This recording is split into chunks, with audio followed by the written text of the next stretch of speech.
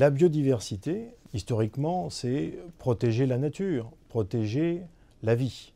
La biodiversité, c'est prendre en compte une réalité qui est à la fois sociale, qui est une réalité économique, mais aussi locale, dans ce qui est aujourd'hui l'objectif du groupe, ressourcer le monde. C'est une vision globale, un rôle d'aménageur, protéger dans le domaine de l'eau la qualité des rivières pour lequel on a une obligation d'assainissement. C'est un engagement. L'engagement, il est très simple, c'est de dire que dans tous les sites sensibles en matière de biodiversité, nous nous engageons d'une part à faire un diagnostic de la réalité de la biodiversité et surtout à mettre en œuvre avec les opérationnels des plans d'action qui nous permettront de travailler sur la préservation et la restauration de cette biodiversité. La biodiversité s'intègre naturellement dans les activités du groupe. Ça s'impose dans les activités du groupe. Ce n'est pas un luxe, la biodiversité. Par nature de nos activités peut se développer et la faune et la flore. Donc on voit bien que nous sommes des acteurs de la biodiversité.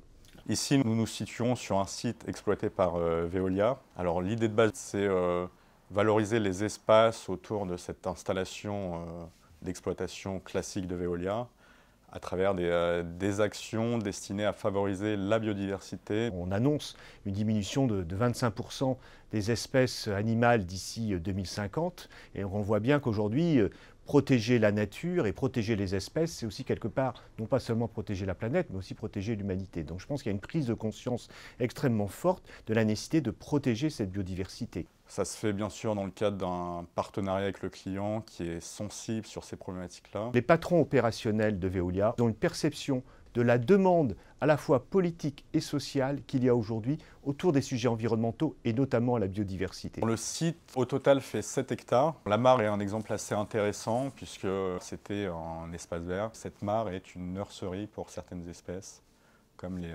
libellules ou encore les grenouilles.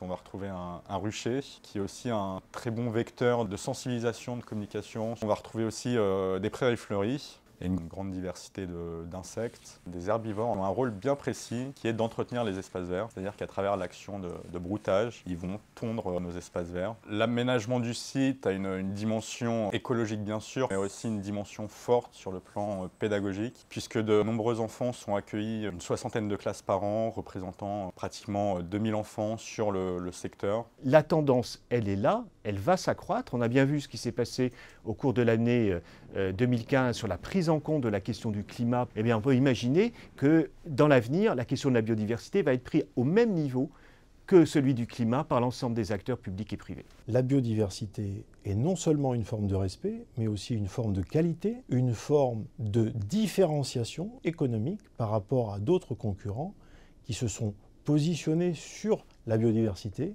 mais qui n'ont pas les références de celles du groupe qu'on trouve en France ou à l'international. La biodiversité, ça nous amène à repenser nos métiers. L'intégration de la question environnementale et en particulier de la question de la biodiversité au cœur de l'innovation de Veolia est sans doute l'élément clé de ce que nous sommes en train de vivre. La biodiversité n'est pas une option. La biodiversité, elle fait partie de notre stratégie.